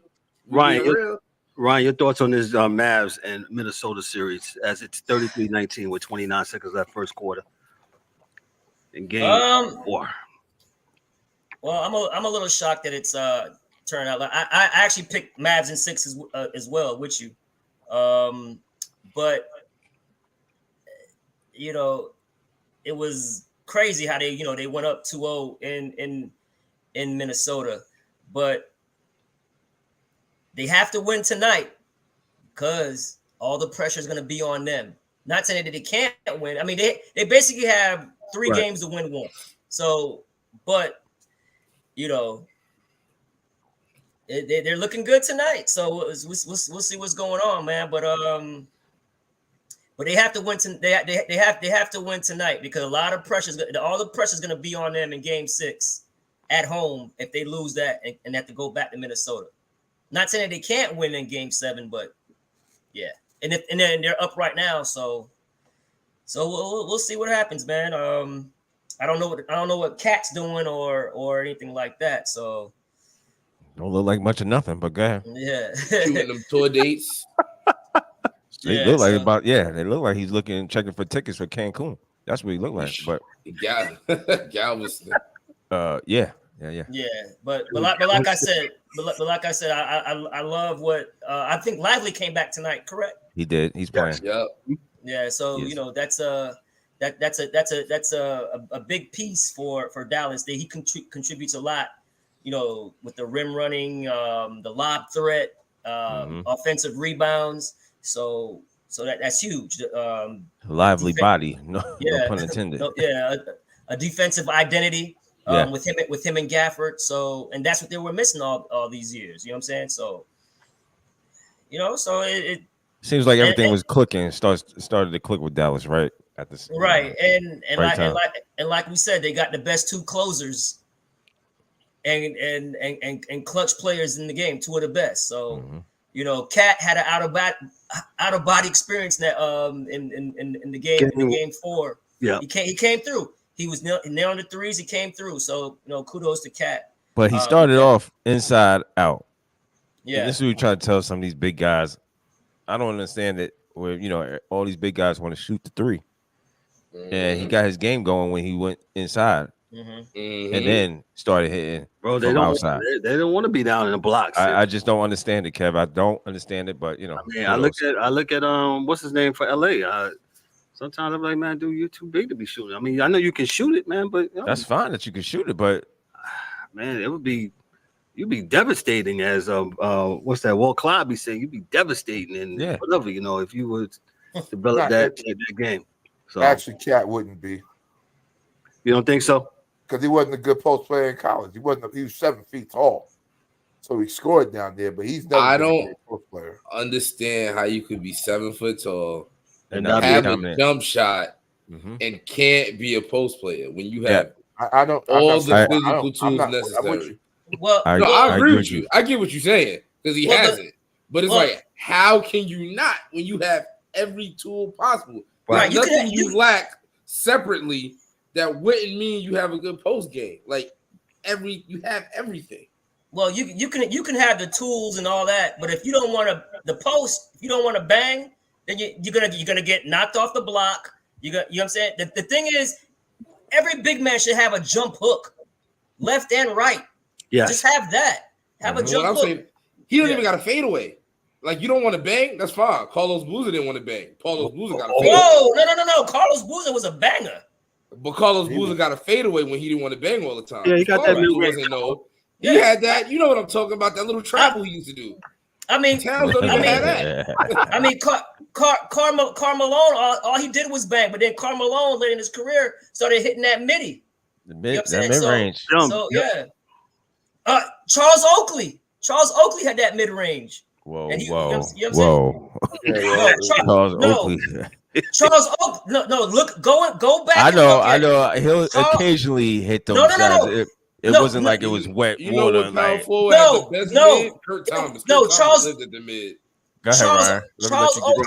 Charles Oakley constantly hit those mid range off the Patrick Ewing assist when he was in the post and he was there. Charles Oakley, the short post. That right short post, he would nail that, man, all the time. Now I'm envisioning and remembering, Ryan. You're right. Yeah, he did. He did. I mean, it was real close to the basket, but I mean, you might as well say that shit was a layup. But go ahead. I mean, they weren't going to him. But what I'm saying is, I'm talking about people who bang down low that incorporated a mid range to their game. Yeah. You know what I'm saying? And I'm just saying because I just thought it was weird when Cat went to Kentucky because he was recruited by Boogie and A.D. So he would go play with them in the summers, and Boogie Cousins got him all post game. He got everything you need down there. Now A.D. Defensively he'll guard you there, but he doesn't really have much of a post game either, which is weird. But Cat never got one, man, and he didn't want one. So I don't know what he did in Kentucky. I'm not necessarily sure. If I go back and look at it, I can see, but it was probably either a dunk or a short jumper. Yeah. Probably a dunk or a short jumper. Yeah. And all three of them could knock the three down, obviously, because Boogie could nail some threes too. So Boogie shot the best of the three. Right. Yep. Absolutely. And we saw that in New Orleans. Right. When Boogie got to New Orleans, that's when Anthony Davis finally made the playoffs, and then he ruptured his Achilles. He was at his best when he didn't have to do it all. Right. He could just chill. Oh, then he wanted to go get with Hollywood. Yeah. No, well, yeah. What? Ryan, real quick. Boston and Indiana. I mean, I know it was much of a series. It was a sweep. Your thoughts? Right. Well, to be honest with you, Indiana gave away 2 games. Yeah, that's a fact. They were right there. They gave away. They definitely gave away game 1. Game 1. Right. But then you also have to give kudos to Boston because they still had to make the shots. Yes. Jalen Brown still had to make that corner 3 and force the overtime. So did Indiana let them back in the game? Yes, they did. They let them back in the game, but Boston went and seized the opportunity, and that's a sign of a good team. It's a sign of a good team. So and like some of the Indiana players said, you saw their immaturity at times in crunch time. The game 4, they had a 8-point lead and started turning the ball over again in crunch time, and that was their downfall. So, listen, Boston has been the best team throughout the regular season. I know everybody say, well, everybody who they played was hurt, and rightfully so, but nobody cares. Nope. You go get the chip by any means necessary. I don't care. You know how many championships was won because players got hurt? When Magic ripped off his hamstring, and I believe Detroit won their title. KD was out and Toronto won their title. It happens every year. It happens every year. It happens every year. So we can't make excuses now and say, "Oh, Boston ain't playing nobody." Nah, man. You got to play and you got to win and beat whoever they put in front of you. So and then there's this narrative that, well, they're not being tested. Well, they've been tested all year. They're being tested in the playoffs. All their games are close, and they're finding ways to win. They terrible. No, they're not terrible. They're not terrible. They play with their food, and that's the only reason any of these games have been close, because they play around. Boston should be whooping these teams' asses. Walk back Shaq no and they play with their series- food. Has been No series should have ever went to more than 4 games with this Boston team. Porzingis is not there. Ooh, big whoop. Indiana got fake bigs. Indiana bigs are front runners. None of them are real bigs. So old man Horford was keeping the pace. Boston plays with their food. Boston should have dominated every team they played, and they didn't. I mean, it's the Listen, playoffs. Michael, I'm with you. I wish Boston man. nothing but destruction. Damn. And pain, because they got my man Udoka fired for no reason. And the reason they're losing and the reason why they play with their food is because their coach is the reason. He has a team that should be playing a different style of basketball. But yet he wants them running up and down the court, shooting. And playing 5 out and isolating. Yeah. None of them got no handle to be doing that. None of them. Well, that's what happens when you shoot a lot of threes. You shoot a lot of threes. Yeah, well, that's the coach's philosophy. You go cold, teams can get back in the game with long rebounds and kickouts, and they get back into the game. And then Tatum with them bad shots, Lord have mercy. Because really, they really have no low post threat. They have no low post threat. Porzingis gets back. No, Porzingis don't play in the post. He doesn't play. He can. He can. He doesn't. But listen, playing the post is a mindset. It's a physical mindset about playing the post. Well, he's gotten a lot more physical. It's not because you're 7 foot. You have a post game. Oh it's no, like skinny. No, that's not why we say he got a post game. We say because he has a post game. Yeah, the post. I mean, he can do it now. Porzingis doesn't post that, bro. But he can. We have film of him doing it. They don't call it. Yeah, he just don't. Yeah, he don't do it in Boston. He plays in the high post. You mean the high post? He's not playing the low post. I've seen him give it to people down low too. Oh, occasionally. But I'll give you a dude that's going to be back in the league next year because the post player is coming back. What's my man from Duke, Okafor? He probably had the best post footwork of anybody in the league. Man, he just was fighting people outside the arena at 6'11". And the league just all of a sudden decided they didn't want any post players. Yeah, well, they're coming back now. Exactly. Jalen Brunson bought it back. They're coming back right now. So great post player for his side. Ryan, let's we still got a little time. WNBA. Apparently, before you came on, I don't know if you got a chance to listen. Apparently, could it be? Well, anyway, WNBA. What you got for us for the WNBA?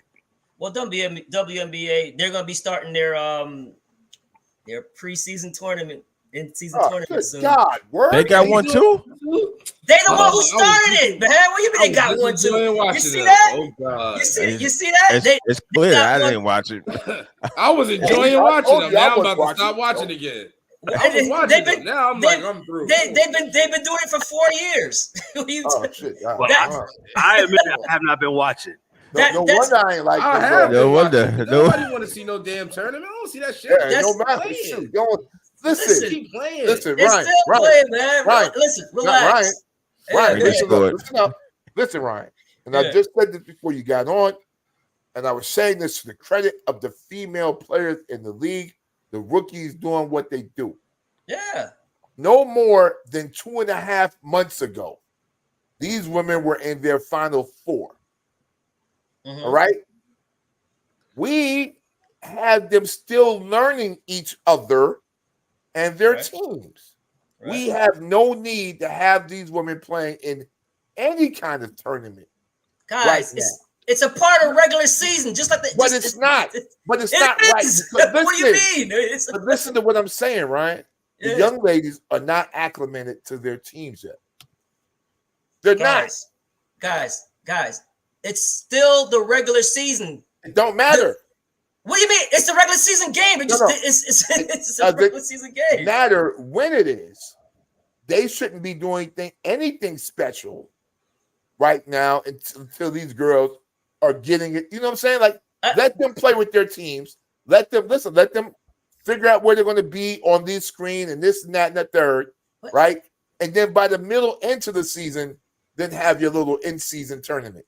But their turnaround is a lot quicker than the NBA. No, the dudes that finished the NBA Final Four, they don't report to camp till fucking September. No, I get it, DA, but you gotta understand it's an Olympic year, right? So they're getting a bunch of the games in now, and they're gonna have a almost a month break during the regular season. And do like the NBA and put the shit on the back like they did during COVID. Just extend your season. It's just a part of regular season, man. The NBA got it from them. The NBA got it from them. It's just a part of regular season. It ain't gonna look no good. That I know. I mean, because the girls ain't right yet. That's why you got people on the internet talking about, them girls need to learn how to catch Caitlin's ball. Well, you know what? They're not used to getting their passes just right now.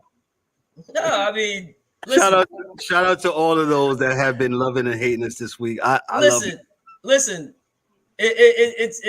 Caitlin has made some good passes, but she's made some horrible passes as well. Oh, we about trigger alert! Trigger. I'm just saying, it has 7,000 views. They all been looking sloppy because the turnaround. There you go, Mike. I mean, they have been looking sloppy, but I don't like no in-season tournaments. Just play the regular season and let's get the playoffs and let the season happen. You don't need no in-season tournament. You don't need no extra incentive. Just play. Just let the season happen. I agree. It's still a regular season game, guys. I understand what you're talking about.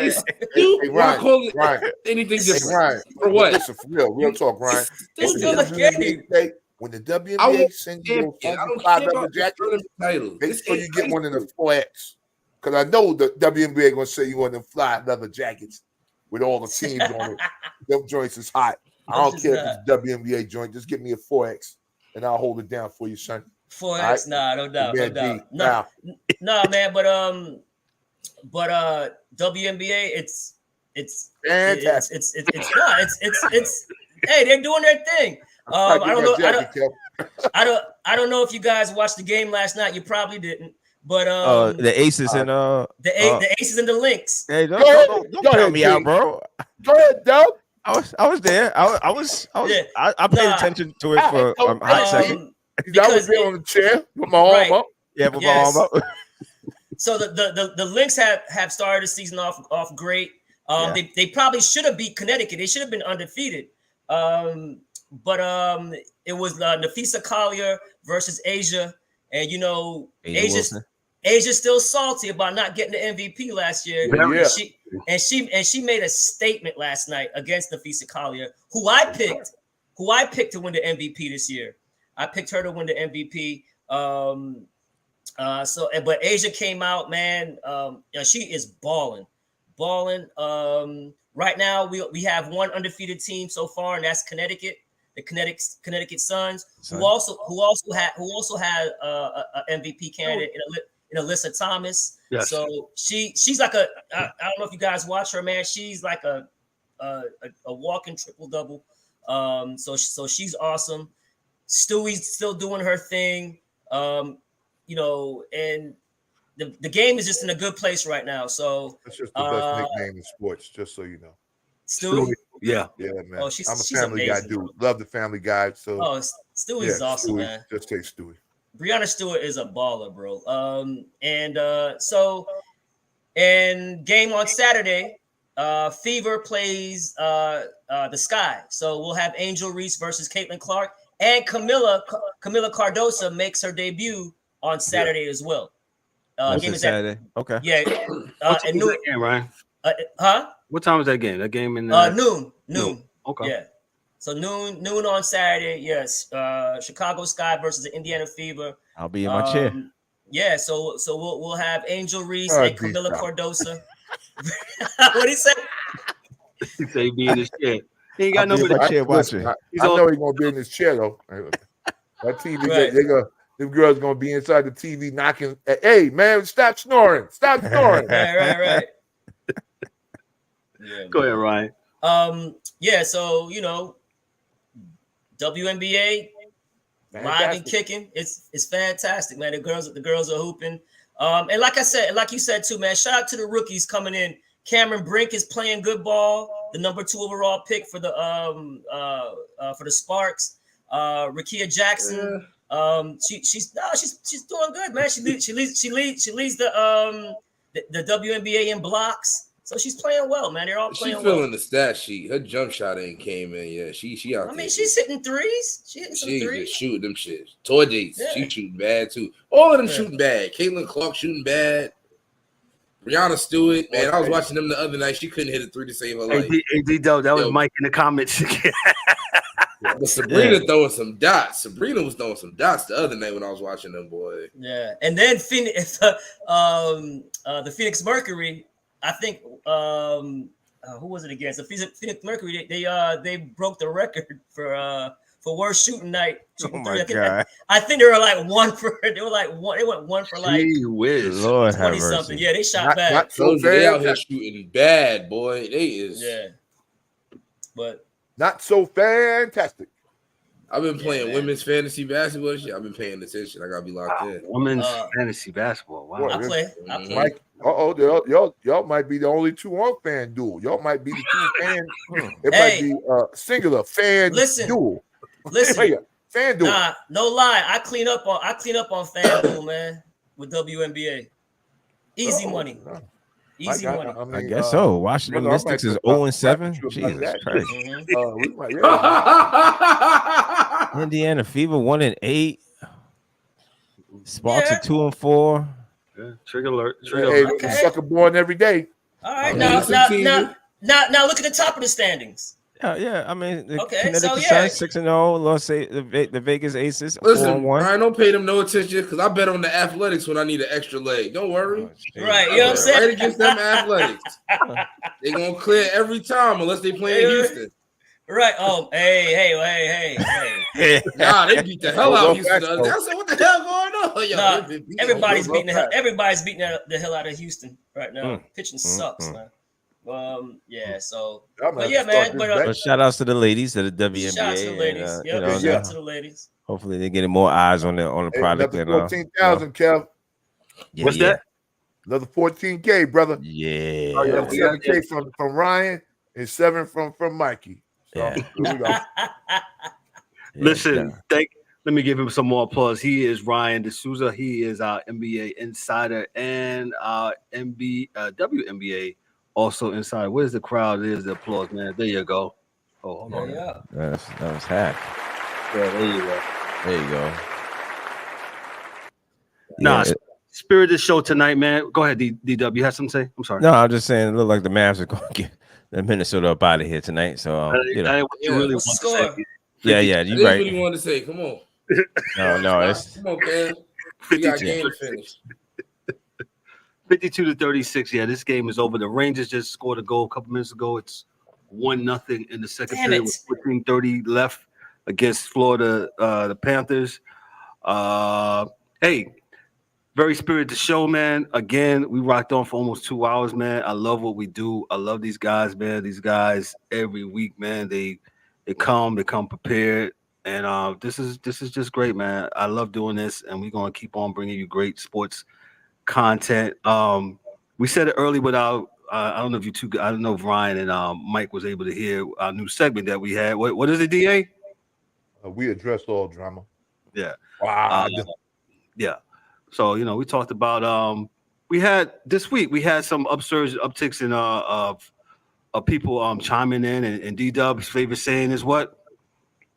Lovers or haters, man. We'll take it all. So haters to lovers. Haters to lovers. Whatever it is, man. We appreciate all the love, all the hate, whatever it is. I mean, I don't even consider it hate. I just like difference of opinion. So it's all good. We'll take it next week, Mike. You gotta be here early because they will be talking about you. So yeah. That's fine. Bring it. Come on. What I told y'all this week, we need 3 more. Listen, we don't like us. I need 3 more y'all that don't like us to click up and watch it together and make some more comments. Hey, do y'all please? And I do answer back. So I definitely answer back. I don't care. Say what you want. Please. My IG is right there if you want to answer directly. See, it's right there. We're on all that, man. But very spirited show. I'll do the parting shots. I'll start with Mike Mills since he was talking. Go ahead, Mike. What you got for us, bro? Mavs in 5, and I'm glad to see everybody. I'll be back next week. All right. Check out Mike Mills. Did the Rangers score again? D-Dubs, what you got for us, bro? Yo, shout outs to everybody. Shout outs to Dan, the hockey guy, and the angry one in their absence. Good show tonight, fellas, and we'll do it again next week. Also, you know what? Since y'all was shouting out, fan dudes, we need to get it. We need to get something popping with them. Somebody. Yeah. So Yeah, we're gonna. I actually been reaching out to a couple of folks, but hopefully they'll answer us back. On a betting tip. Shout out to Debbie. Shout out to Ms. Harden for chiming in. Shout out to I think Mom was in here for a little bit. Everybody that was in the comments, including some of the looks like we had one troll today. That's awesome. That's awesome. Love it, man. Yeah. I'll take 3 more. Send 3 more. Yeah, send 3 more, man. Ryan, what you got for us, bro? Nah, man. Again, guys, thanks for having me. Good show. Consistency, guys. You guys got that consistency. Let's do it.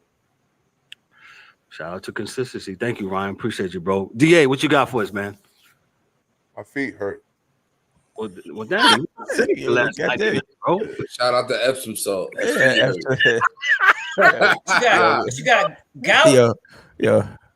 Shout out to Epsom salt. Hey, we're gonna get a Walgreens sponsor. CVS. I got that's a guy. He got shows. Yo, sitting for the last 90 minutes. He said, shout out to Dr. Shows. Shout out to Dr. Shows and the Epsom salt. I can't, man. Yo, y'all guys are. Yo, we should send this clip to Walgreens and Dr. Shows. Yeah. Man, shout out to Copperware socks to keep your feet situated. Let's get it. Compression socks, man. I don't have much. Very, very proud of these guys, man. Shout out to Dan and Eric in their absence. They could not be with us tonight because duty calls. Dallas is about to get Minnesota out of there, and the Rangers are still up 1-0 against the Panthers in the second period, man. Like I was saying, great show tonight. Proud of these guys. Proud of what we're doing. Ryan is absolutely right. We have gotten a cadence over the last couple of years. We've been doing this now for the last couple of years. And we've been consistently Thursday. And I love what we do. Hey, and people, guess what? If you don't turn on no sports shows tomorrow morning, this show is a better show. 100%. Appreciate that. No doubt. Because as you can see, we're funny. We talk about everything, and we all don't agree with everything. Just like how some of y'all out there, y'all not going to agree with everything, because I'm pretty sure y'all was triggered at that very end. Oh, boy, Mikey, boy. So that's great. That's awesome. I don't have much. Let me find my place over here, man. What we got coming up? Like I said, me and Dan are going to try to get together, try to wrap up hockey this weekend. What else coming up in sports? When is Tyson fighting? What boxing guys? My boxing dudes. What y'all got in boxing? June. That's in June. Okay. In a few weeks from now. I think it's the 6th, right? Next weekend? UFC on Saturday. Yeah, Justin Poirier fights on Saturday. So that should be a good fight. You will see. I'll try to get my. That ain't gonna be no good fight. He's gonna get choked the hell out. Yeah. But, damn. Nah, he's. I'm just glad I ain't got to work. Both of those dudes are old, but Dustin's, he's past his prime. Go ahead, Mills. What'd you say?